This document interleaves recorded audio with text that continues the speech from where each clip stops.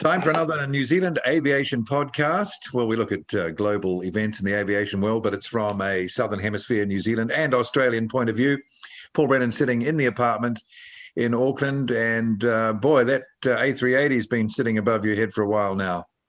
They always look slow when they're coming in for takeoff or landing, hovering almost. Yeah.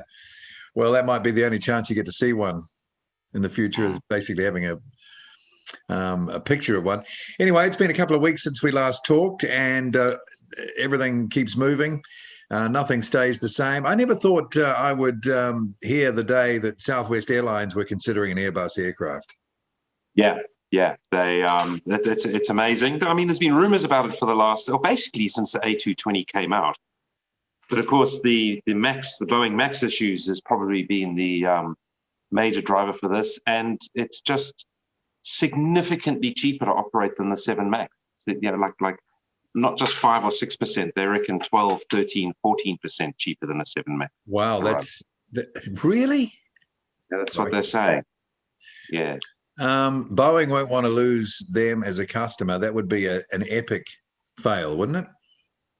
But this plays into the whole issue that Boeing have at the moment, that they've got nothing. They've really got nothing to counter these threats with. And the bad news keeps rolling on. You know, they're talking to getting rid of another up to 5,000 to 7,000 workers. The 777 looks like certification's going to take longer than expected. So the 777 entry into service is now being pushed back possibly a year, possibly more. I mean, they're kind of lucky in that there's no demand, but of course, for every plane they don't deliver, they're not getting paid. So they're really in a very interesting situation. And it all comes down to the strategy they've been following, which we'll talk a little bit about later, which kind of mirrors what McDonnell did to Douglas, what McDonnell Douglas Corporation did to Boeing, et cetera, et cetera, et cetera. They've flown exclusively the 737, nearly exclusively. I think they had a few 72s in the early days. Southwest out of Love Field, Dallas, Texas, since 1971. That's a long time, man. Remember what it was like before there was somebody else up there who loved you? There was no such thing as executive class service to Dallas, Houston, and San Antonio. With first-class legroom, free cocktails for everyone, and a schedule you could depend on.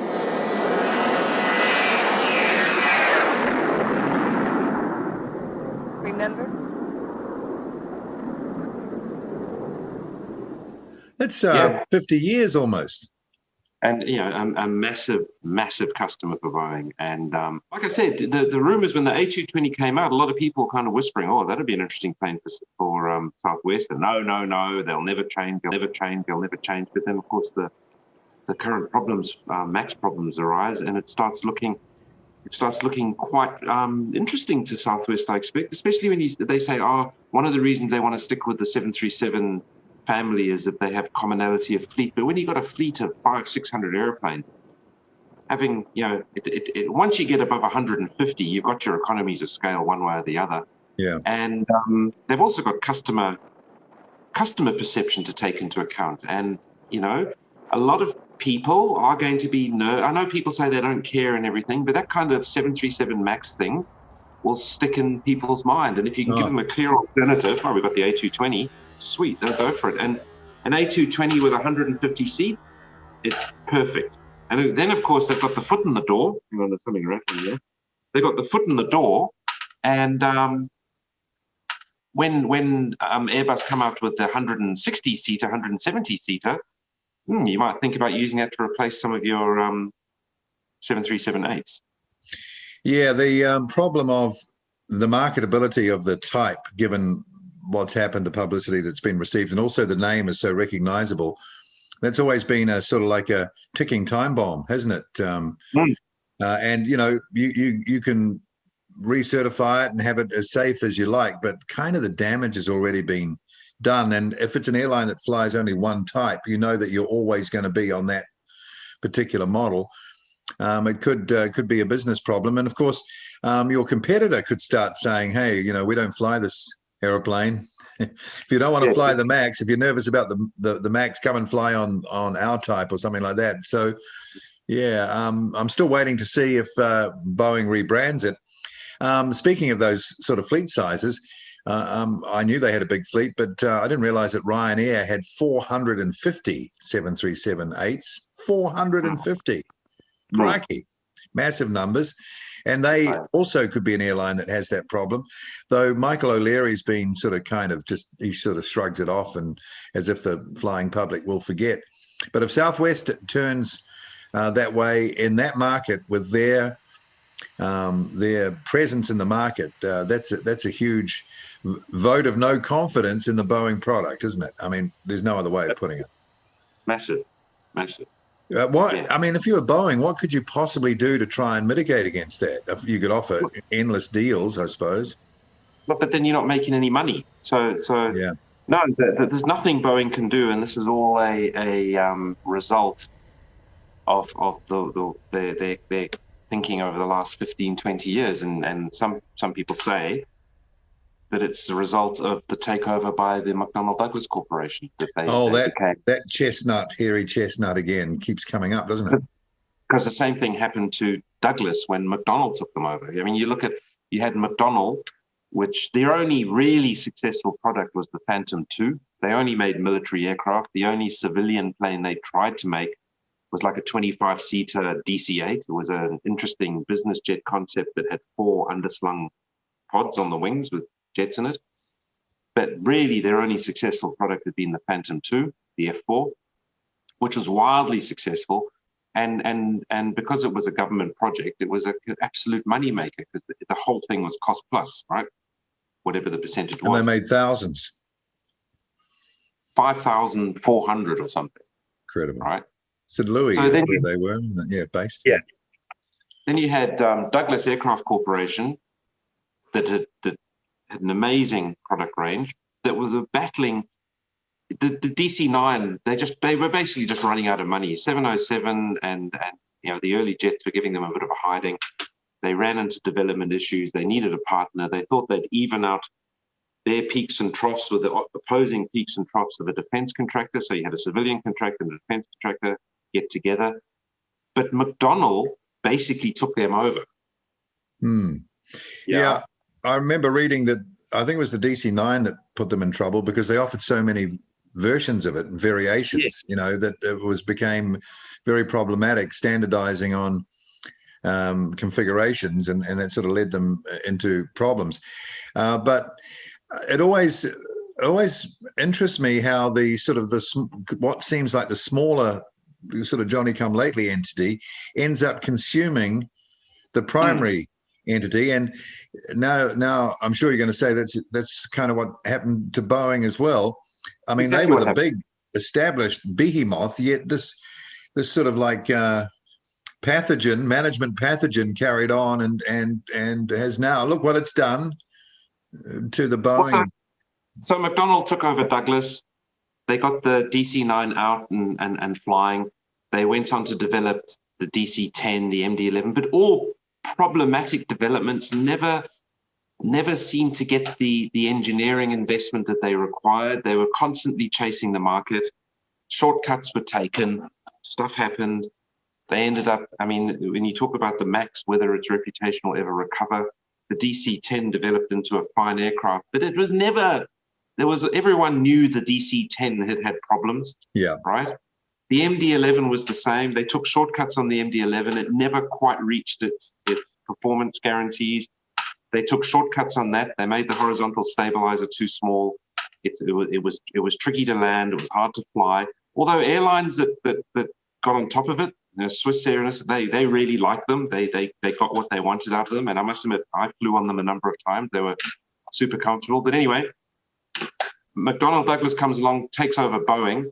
And now Boeing is in exactly the same situation. They haven't put enough money into developing products. They haven't put enough money into keeping their current products up to date.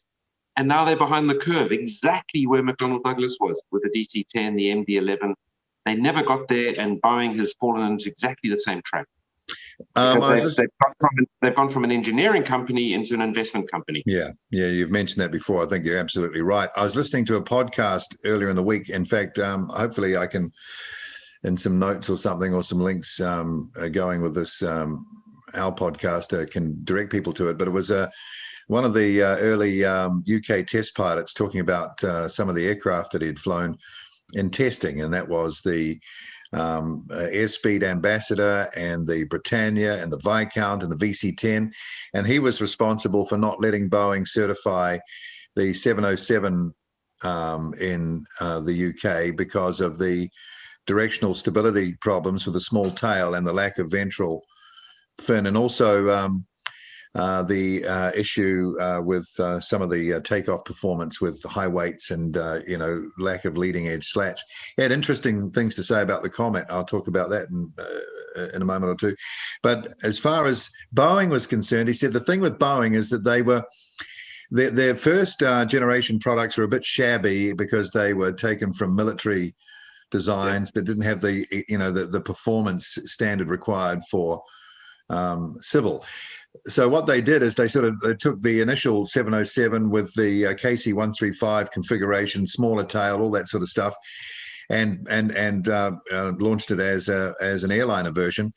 And he said that when he went back to Boeing, they're not very happy, but they fixed it immediately. He says that was the thing with Boeing. If they had a problem, they would go, okay, and they'd just fix it. They'd do what they had to do immediately. Whereas the British used to sit around and smoke cigars for weeks and months and years. And, he said the Airspeed Ambassador took 7 years to certify. 7 years. I think I listened to the same podcast. And it was bloody interesting. If I'm correct, the guy was talking about the Britannia, and, they had the inlet icing issues. And he said that was a documentation fix. You could have fixed that in the documentation. You'd have just said, at this level of humidity, at this temperature, don't fly at this throttle setting or this altitude. It would be that simple. And you could have documented it up, and the plane would have been as safe as houses. But he said Bristol Aircraft just sat around not really knowing what to do for years until they... If we're listening to the same thing, he also criticized the designers. He said the designers were basically on big ego trips. Yes. If you criticized any of their design, they took it really personally. They were autocratic, and then they would, they wouldn't meet with people. They'd do stuff like that, and they didn't understand really how to make the commercial side of the business work. Another thing he said about the Britannia is apparently the way the ailerons work, there's no direct connection for cables. It's a tab that connects with another part of the aileron and makes it move. Because there's no actual power on the aileron, in certain conditions the aileron would move up of its own accord. So when you're coming in crosswind conditions, the up aileron is full up, while the opposite aileron is at its resting center. So roll control was like a nightmare. It would take like 30 seconds to get the thing back on track. And it was... You only had half the lever. Yeah, in the end, they put a spring on the aileron, which just kept it in the right place. But the hassle that he had to go through just to get that done, because he hurt the ego of the designer, wasn't happy. But the point being that back in that day, Boeing was focused on engineering. If there was a problem, they would fix it immediately. And he said in the end, the 707 wasn't an ideal machine ever. He used to wander on course by 1 or 2 degrees left and right, and he could never fly it exactly straight. He said in an outboard engine out, could be very hairy if you didn't react within a split second, because the thing could get into a very asymmetric situation. And he mentioned also the Comet while we're talking about this. I think there were some moments where there were some very close shaves. There was an overrun, I think, at one of the European airports by a Comet 1. They rotated and it just sat there. You could over rotate, so the wing would stall in the rotating position because it was too high off the deck. Undercarriage. One crashed, I think a Canadian one crashed in Pakistan or something. It just everyone died because it just didn't lift off. Even at high speed, it wouldn't lift. The wing stalled. And you look at the Comet 4 and you can see that they've got gloves out of the board of the engines, the wing of the engine. So it moved the lift forward on the wing and it would take off. But it's fascinating hearing all these things. I guess the American government is never going to let Boeing fail, but maybe we're seeing kind of the end of their commercial. I mean, death by 1,000 cuts, right? Well, yeah, certainly they're in for a very tricky and a very expensive next couple of years, because they've fundamentally, everything they've got is a derivative of quite an old design, and they just haven't put the money into trying to dominate the market. The great problem they're facing now is in the 737, 757 area. They've been talking for years about the new middle of the market aircraft, the small single aisle, the small double aisle, blah, blah, blah, blah, blah. They go on and they show all these concepts. Now it looks like what they're reduced to doing, in order to chase the A321, which you can say the same thing, it's a derivative, but I'd argue that Airbus have been a lot more proactive in getting the most out of that airplane. And so Airbus they've upscaled it. You've got the A321 Neo, XL, XXXL, XL, blah, blah, blah. Yes. It covers a vast amount of the market. So now, and Boeing are now getting down to 30% of that market. And that's where the growth is, right? That's where everyone says the growth is. At the bottom of the market, the A320s and your 787 or 737 MAX 8, and that will soldier on and everything. But the growth is in the lower end, if you want to call it that. And Boeing's got nothing. They got nothing. They've put forward design studies, this, that, and the other, but they just haven't done it. They've done none of the work.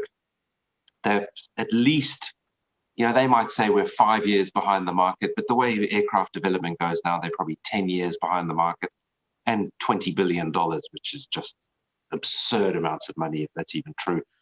So you got the A321 Neo MAX. It's approaching 70% of that market. 70%. Who would have thought that 10 years ago, that Airbus would be in such a dominant position in a major sector of the market? They're also the A350. They're still delivering them through this pandemic. Yes, and that's where the 777 has a huge problem, right? Huge problem. They're eating their lunch with all these delays going on. Yeah. 777 looks like it's got an entry into service delay, as I said earlier, of maybe a year. So to get back to that middle market 757 style aircraft, Boeing are looking at there's some tentative rumor out there saying they're going to call it the 735G. Okay. Right? Yeah. It's going to be a reworked MAX 10. But again, it's a reworked MAX 10. So in order to make it truly competitive, it would need a new wing, right? It would need new undercarriage. It'd let you put bigger engines underneath it, because that's a limiting issue at the moment, that they can only put the LEAP engine on, but some airlines might really want the Pratt & Whitney geared turbofan, so you'd need to put new wheels on it, right? And you'd probably, to get through the whole MAX issue, you'd probably need to put a complete new flight control system in it, maybe a derivative of what's in the 787 or something like that. Wow. But that's 3/4 of a new aircraft. Now, to counter that, and that would get the 5G, whatever we're calling it, that would get it up to a similar level to the A321, right? All Airbus have got to do is make the A321 meter and a half longer, put 6 or 7 meters on the wing, 3.5 either side. That's it. New wing, slightly longer, and they've taken it away and call it the A322. They don't need a new flight control system. They don't need new wheels. They don't really need a completely new wing. They can probably do an extension of the wing, and they've run away from Boeing again. And this is just, I'm sure it's a great aircraft, but quite a low risk derivative. Well, it turns out to be quite a high risk derivative, because they did more on the wing than they ever intended to. But yeah, and what you've put up on the screen now, I mean, Boeing, there has been rumors that they're going to restart 757 production, this, that, and the other, but it's all too little, too late. The only way to recover is for them to come out with a blended wing body revolutionary concept and actually put their money where their mouth is and spend the next 5 or 6 years developing it. But they're not going to. No, they're not. And you run out of time. Eventually, you run out of time. They're out of time. Because the next big development is electric, right? And in fact, they're going to have to leapfrog to electric probably.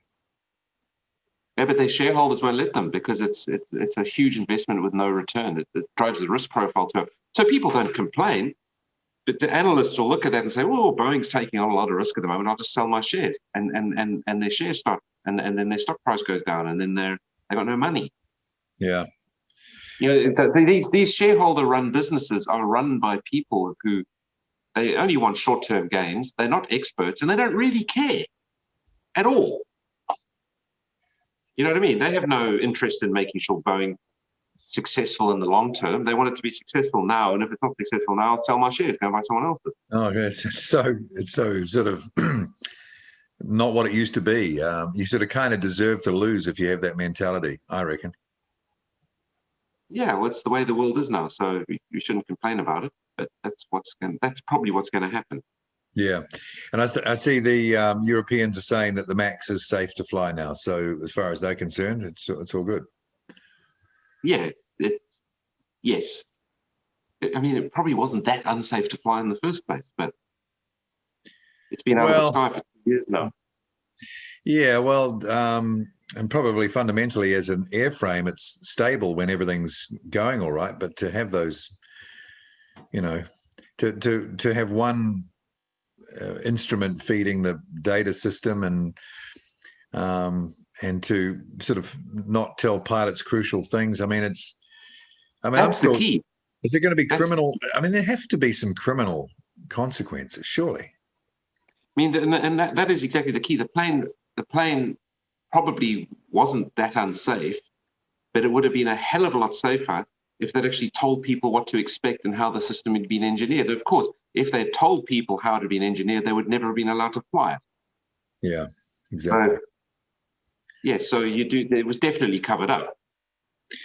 Okay, so we're going to see the MAX back in the skies soon, but the big question is, of course, will passengers want to fly on it? And boy, they'll be dropped like a stone if airlines are perceiving that there's some resistance, especially the big carriers like Ryanair and stuff like that. Well, and if Southwest does indeed buy A220s, that would be an absolute nightmare for Boeing, because that's half their 737 MAX market gone. And you wonder whether they'd push on with it, because really they kind of hope for a bit of, if Southwest take the 7 MAX and it's really successful, other airlines aren't really interested in small versions of the MAX series. I mean, look, Airbus knew that with the A318 and the A319. They went and bought another plane to take care of that market, because they know downsized, bigger planes don't work that well because they're too heavy. Yeah. So there you go. A real whoops moment, Martin, in the hangar for the Las Vegas Sands Boeing 747 SP. Critically damaged. What happened? Yeah, look at that wing. Just sliced through it like a piece of cheese, eh? Crikey, look at that. Mm. And it was quite an elegant aircraft. It was in, good shape. It looked great. Yeah. Gas guzzler, though. Yeah, mind you, that was for flying the high rollers around, wasn't it? Yeah, they used to go and pick up gamblers. Yeah. So they probably didn't care about the gas. No, tax write-off. Yeah, well, it's probably quite cheap in America now that Trump's made them fuel independent, and a gallon of gas for the car is under $2. Well, in fact, no one's flying anywhere either. Probably makes juice a bit cheaper. Oh, yeah, for sure. I actually saw an Air New Zealand Dreamliner fly over yesterday. The first time I've seen one for ages. Well, they're using them on freight runs to China, aren't they? China? Mm. Well, we're sending produce to China, are we? No, I think you're picking stuff up from China. Oh, okay. They're also doing freight runs from East Coast Australia to the States. Oh, right. Air New Zealand? Air New Zealand, yeah. What, for Aussie customers? I don't know who for, but they're doing a East Coast Australia, West Coast America using a... And it's just underfloor, is it? I guess so, yeah. So the cabin's like empty? Would be. Speaking, just going back to 747s, I see that that other SP, the Sophia NASA SP, discovered water on the moon. Mm. So that means they can do refueling and all sorts of stuff on the moon, right, when it comes to it. I noticed Trump last week in one of his speeches said, we will be the first country to put a woman on the moon and a woman on Mars. Okay. So that's good to hear that sort of talk. And that one of the BA-74s, the one in the They call it the Negus livery. That's being preserved as a function center, so that's good to see. Someone should still do that idea of hotels with 747 and now A380 fuselage sections. My God, imagine a hotel based on the A380 fuselage. There's a guy in the UK. He was on Reddit the other day. No, he's on dig.com. He's made a camper van out of a VC-10 nacelle. Yeah, I've seen the picture of it. Yeah. Yeah. By the way, that guy who I mentioned before, that podcast I was listening to, his favorite aircraft, I think, was the VC-10. Yeah. He said it was guys had big problems coming off the turboprops onto the 707, but had no problems going onto the VC-10, none at all. And there's an asymmetric issue, of engine outs. Apparently, you could quit an engine on takeoff on a VC-10. You didn't even notice. Right. That would make sense. Just got a bit longer. Yeah. He was very critical about the Trident too, by the way. Very critical. He said the guy who designed it could not be persuaded to put more power on it. He just refused. Like, just refused for no good reason. Crazy. Anyway. Yeah. Well, it wasn't his idea. No. Well, that's right. How dare you? How dare you? It was sort of like a sort of, part of the aristocracy, really, more than just a business. An A321 in Vietnam the other day did a 4.27G hard landing. 4.27G, that's a real whack, isn't it? Came down, yeah. She had some of the bolts in the wheels. You can see, if you look at the photo, you can see that the tire went down to the rim, the whole... Yeah. Those gears are strong, though, aren't they? They are strong. Yeah, so talking earlier about the A220 and Southwest Airlines, looking at that now, still at the regional level. Have you seen that Embraer have come out with some images of their next, it says, I think, turboprop airliner that they're proposing? Yes, I have, and that's quite exciting because we've been talking about the opportunity for a big turboprop. This is pretty cool. It's still too small, I think. I think it's only a 90-seater. I think they should bite the bullet and go for a sort of 120, 130-seater. Yeah. Because with the modern turboprop engines today and the propeller technology that they got, this would be an awesome aircraft for anything up to 1.5, 2-hour flights. Yeah. You can imagine that with a capacity of what, 90? Was it 90? That's every ATR 72 gone. Boom, gone. It's based on the E175, the E-jet, the smallest of the E-jets. But that's not to say it wouldn't be relatively easy from an engineering perspective to put the wing, or maybe a slightly larger version of that wing, or with a shorter range, on the E195. And then you do have a 120, 130-seat high-performance turboprop with all the savings that brings with you in terms of fuel. And I think it would be awesome. And I think it would be good for smaller countries that maybe can't afford or don't need A220s because they don't have the sector length.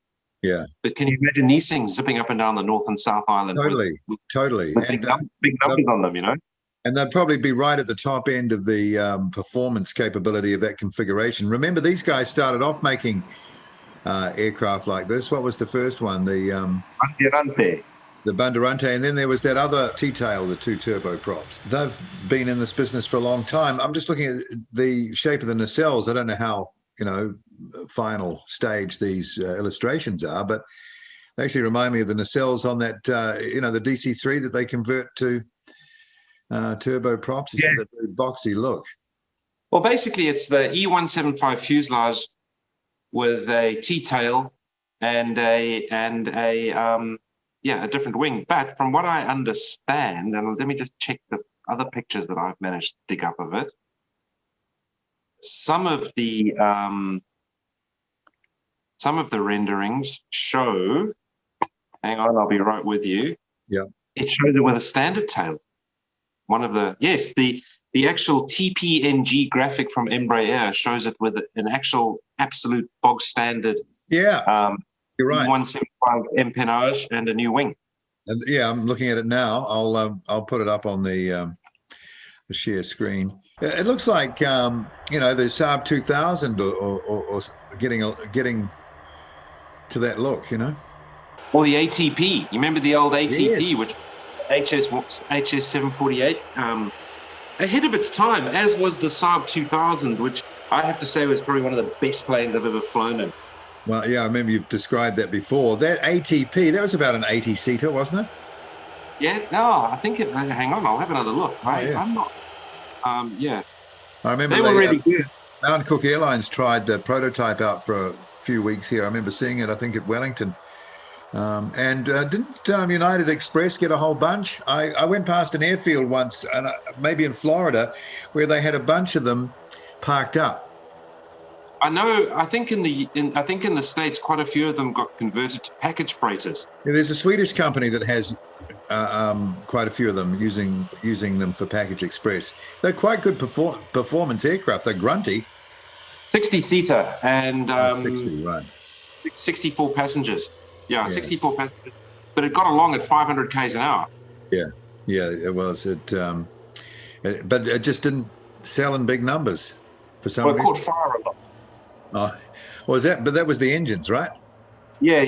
Apparently, Yeah, if you I seem to remember at the top of descent when you throttled back, if you weren't careful, fuel would end up pooling in the jet pipe, and then if you gave it a bit of oomph further down, that fuel would catch fire, and it wasn't dangerous in any way, but it was quite alarming.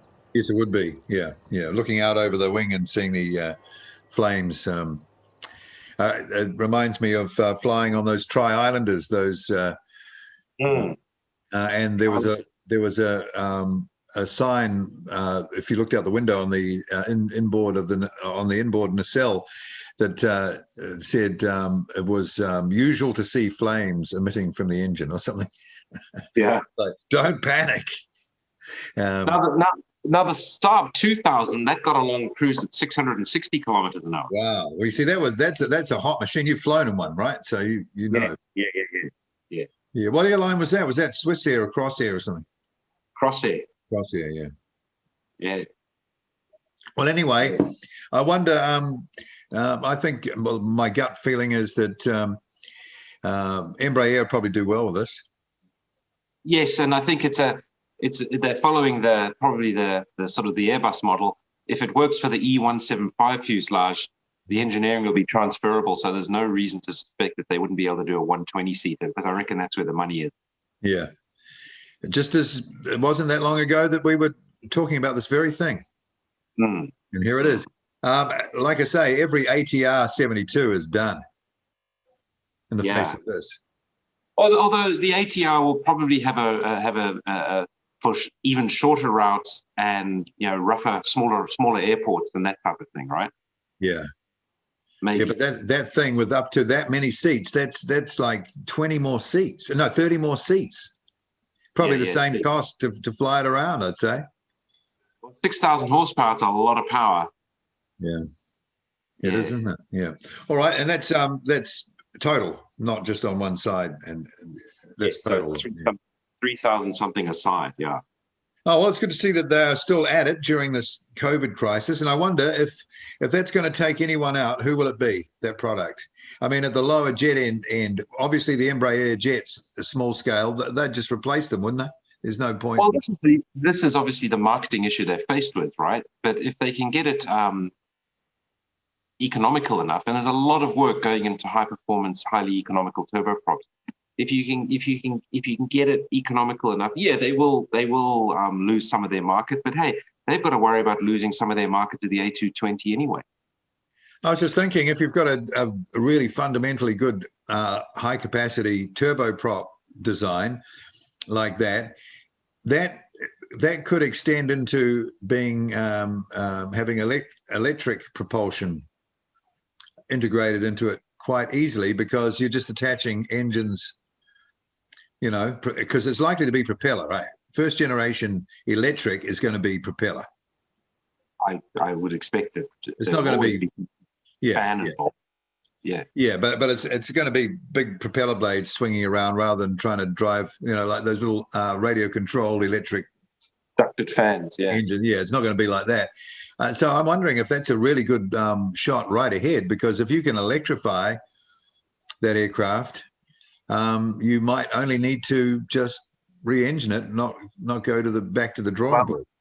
Given the level of control you get out of electric motors, right? You can do very fancy unequal numbers of blades, contra-rotating prop fans using electric motors driving through each other and all that type of thing.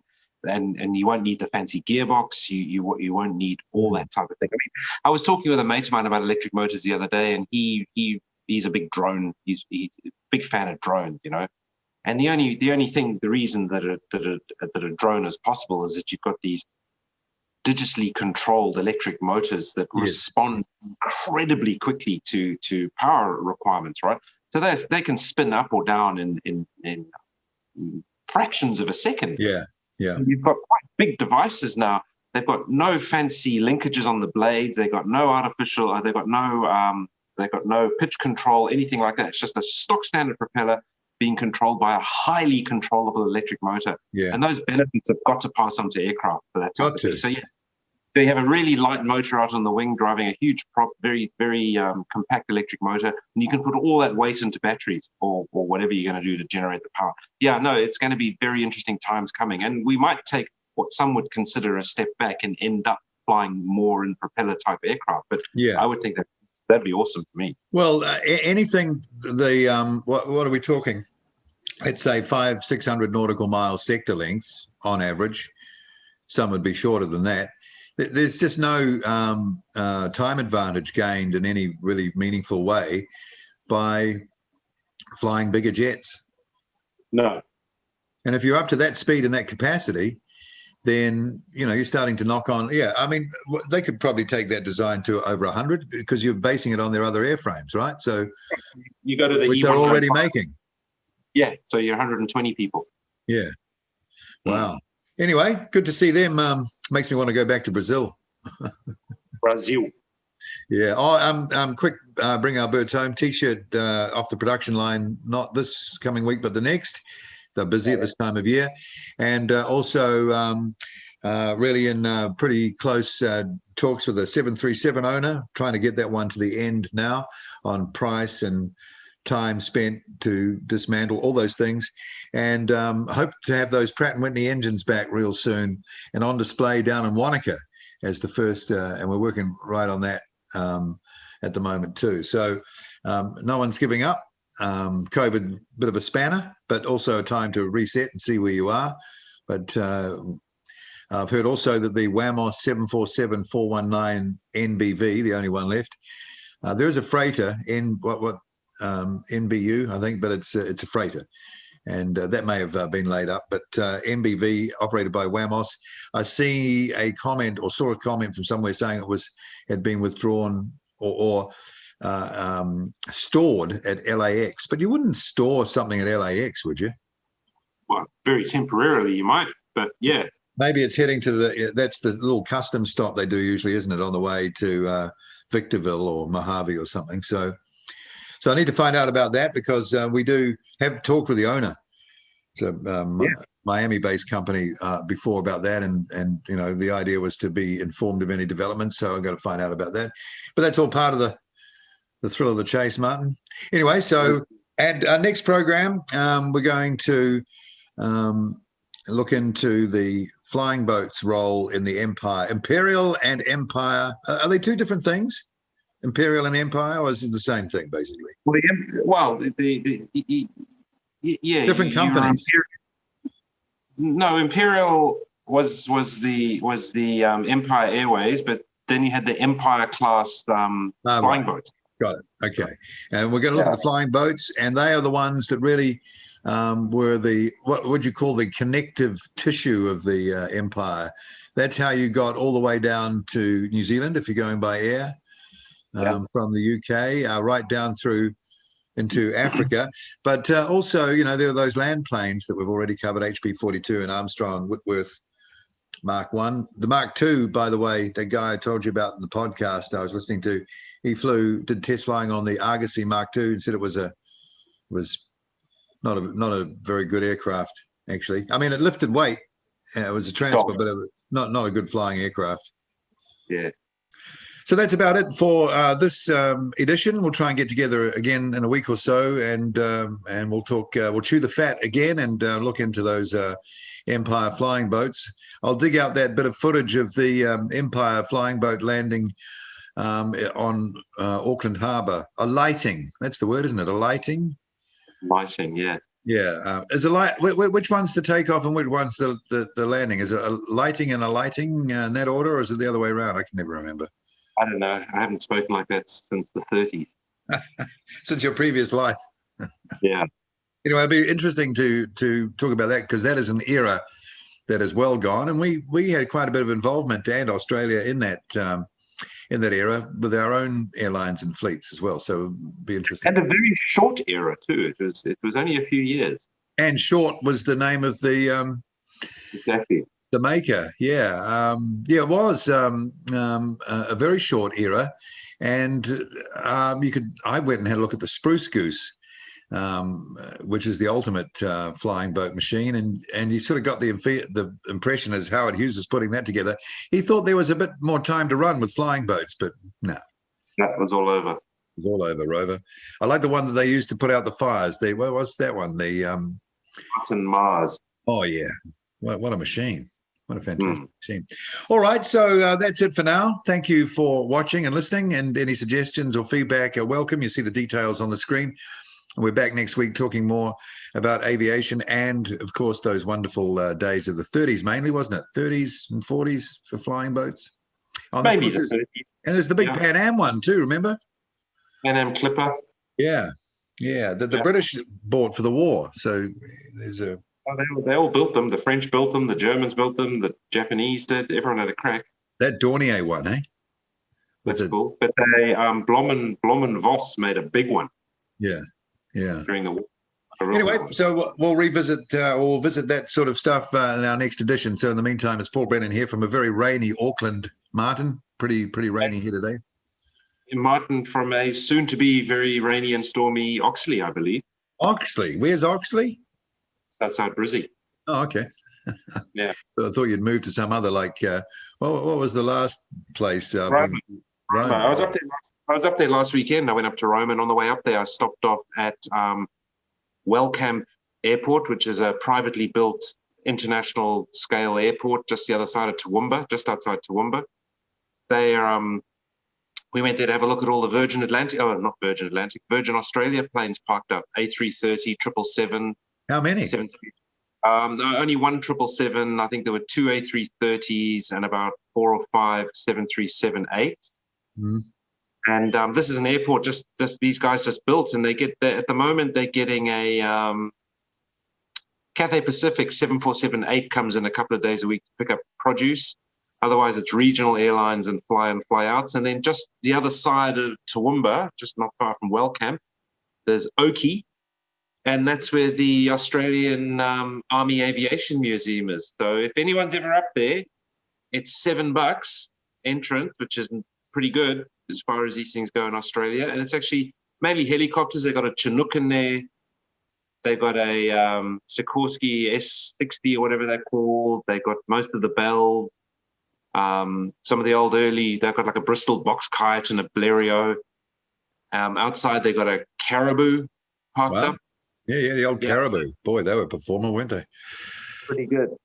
Anyway. In fact, I've seen an Australian Air Force Caribou do a display at the Avalon Air Show ages ago, landing on the nose wheel and sort of stuff. Real short takeoff and landing. Okay, all right. Well, that sounds really good. I imagine that there's a bit of a tourist attraction thing going on to it. What's the airport in the middle of the outback that they're putting all the planes at the moment? Oh, Alice. They're at Alice. Yeah. And I've seen pictures. It's chocker full. So no one goes to Alice, mate. Even for that. No. All right. Okay, so we'll catch up again next week. Yes. See you later.